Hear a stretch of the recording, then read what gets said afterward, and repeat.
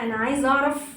انا طول عمري رفيعه، ليه بيطلع لي كرش؟ ليه بيتكون كرش؟ ليه لما بكبر في السن لما باجي اتخن بيطلع لي كرش؟ اشمعنى يعني كرش؟ ليه الستات بعد حمل وولاده مره واتنين وتلاته شكل جسمها بيتغير وبيطلع عندها بطن، حتى مع ان طول عمرها كان وزنها قليل؟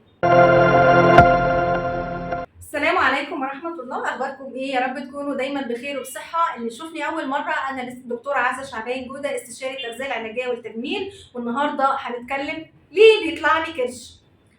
أول سبب وأشهر سبب اللي هنتكلم عليه في فيديو النهاردة وهي الستات اللي خلفت مرة واثنين وثلاثة وبقى عندها كرش، مع إن ممكن يكون جسمها كله أو وزنها كله طبيعي ولكن عندها بطن صغيرة.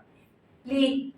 بيجي لي ستات كتير قوي في العياده تقول لي يا دكتوره انا طول عمري وزني في الستينات، انا اول حمل طلعت ورجعت للطبيعي، تاني حمل زدت لي 5-6 كيلو، مع تالت حمل انا في زياده مطلقه وعمال بيطلع عندي بطن قد كده وما بتنزلش، مش عارفه اخس. خلينا نبدا القصه من الاول.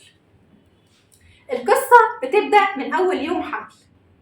مع الحمل بيزيد لي في جسمي هرمون اسمه هرمون الحمل او البروجستيرون.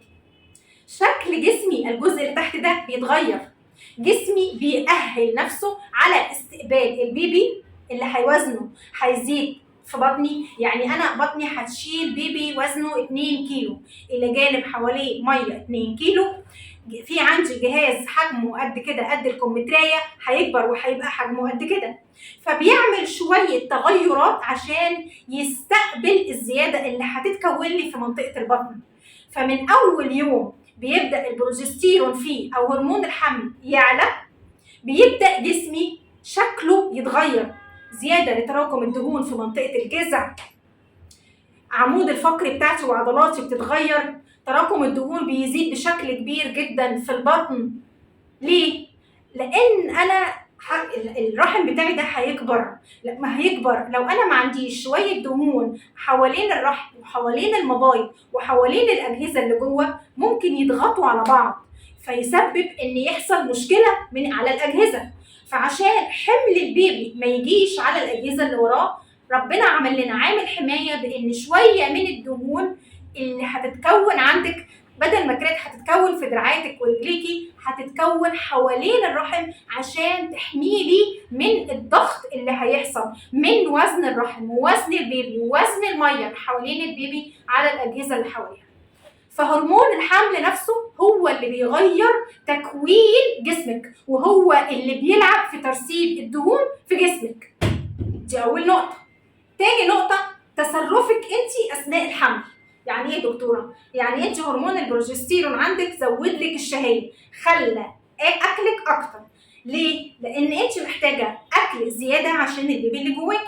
انت جسمك في حاجه اسمها هايبر كاينيتيك سيركيوليشن، يعني حرقه على العالي، فاحساس الجوع عندك على العالي، ده الطبيعي. الحاجات التانيه هي اللي مش طبيعيه. فلما بيزيد الجوع عندي ببقى دايما شهيتي رايحه ناحيه ايه؟ الحلويات. لو انا اكلت حلويات وسكر بشكل كبير زي الفيديو اللي احنا قلناه قبل كده، هيبدا يحصل ايه؟ هيبدا يحصل ان مقاومه الانسولين عندي هتتغير. لو اكلت كتير لدرجه ان السعرات اللي انا باخدها من الاكل كانت اكبر من العادي، فهبدا ازيد جدا في الحمل، وهتبقى الزياده اكتر من الزياده المسموح بيها زي ما انتم شايفينها كده. لو زدت اكتر من الزياده المسموح بيها فهيبقى كميه كبيره من الوزن ده هيكون فين؟ هيكون في منطقه البطن. فتصرفك وانت حامل واكلك وانت حامل، لو اكلتي حلويات ونشويات كتير وزودتي في السكريات اللي انت هتاكليها، هيبقى في كميه من الدهون كبيره جدا تراكمت في محيط البطن، هطلع من الحمل بمقاومه انسولين. تالت حاجه، تصرفك في الرضاعه.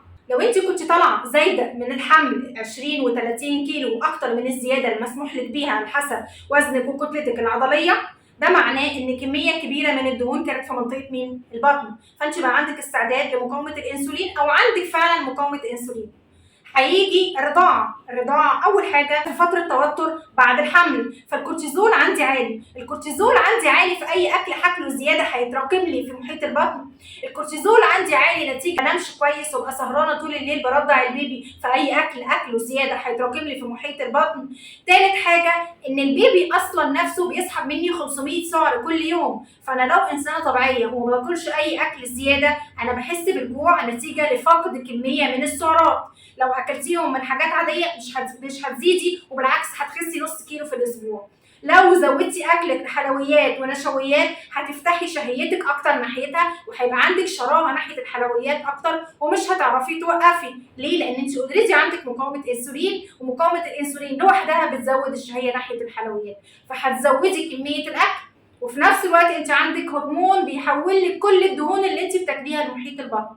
فانا اللي حصل عندي بعد الكام ولاده، انا طلعت من اول ولاده زايده 10 كيلو بعد الحمل الاولاني، نزلتهم في الرضاعه. الحمل الثاني كان وزني 80، زدت 20 كيلو نزل منهم 10 بعد الرضاعه. ثالث حمل انا حملت وانا وزني 85، زدت ل 120 نزل منهم 5 كيلو بعد الحمل، ومع الرضاعه زدت قصادهم 10 و12 و20 كيلو، فبقيت من شخص كنت رفيعه لشخص عنده موربيد اوبيزيتي او سمنه مفرطه.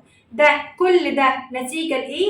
نتيجه لتصرفي او اكلي او استجابه جسمي للاكل مع هرمون الحمل وهرمون الكورتيزول اثناء الرضاعه. فعشان نتجنب كل ده لازم القصه تبدا من الاول، من اول يوم حمل لاخر يوم رضاعه. وخلي بالك ما تنسيش زي ما قلت لك انك لو اكلتي بس احتياجك اليوم، اكلك العادي يعني وانت شخص عادي، من غير ما تزودي اي حاجه ومن غير ما تقللي اي حاجه مع الرضاعه، هتخسي نص كيلو في الاسبوع.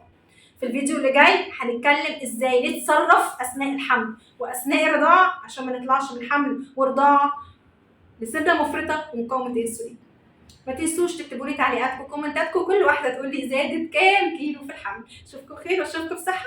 ما تنسوش تشتركوا في القناه وتفعلوا الجرس عشان يوصل لكم الفيديو اللي جاي.